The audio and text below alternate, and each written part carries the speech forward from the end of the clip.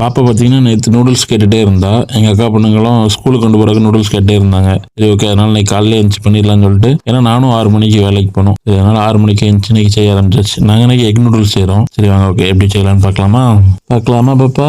பார்க்கலாம் சொல்லு.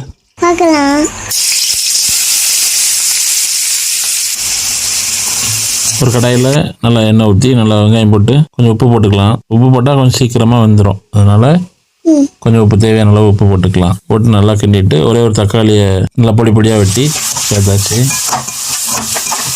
நான் இது கூட ஒரு பச்சை மிளகாவும் சேர்த்துருந்தேன். வேறு 5 முட்டை உடச்சி ஊற்றி வச்சுருக்கேன்.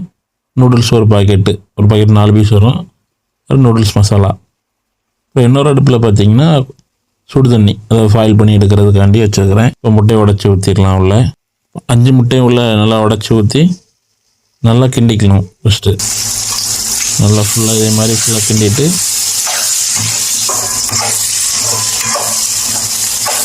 சரி, அதுக்கப்புறம் பக்கத்தில் சுடுதண்ணி நல்லா ஃபாயில் ஆகிட்டு அதில் போட்டு நூடுல்ஸை போட்டு எடுத்துடலாம். இதுக்கு உங்களுக்கு உப்பு லைட்டாக ஆட் பண்ணணும்னா ஆட் பண்ணிக்கிடுங்க.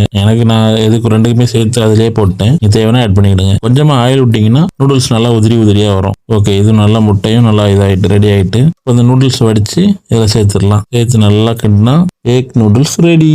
இது கூட கொஞ்சம் மல்லி இலை மட்டும் சேர்த்திங்கன்னா ரொம்ப வாசமாக இருக்கும். ஓகே, நூடுல்ஸ் ரெடி பண்ணியாச்சு. பார்த்தீங்கன்னா மணி 5:45 ஆகுது. நானும் குளிச்சுட்டு வேலைக்கு கிளம்புறேன். ஓகே, பாய்.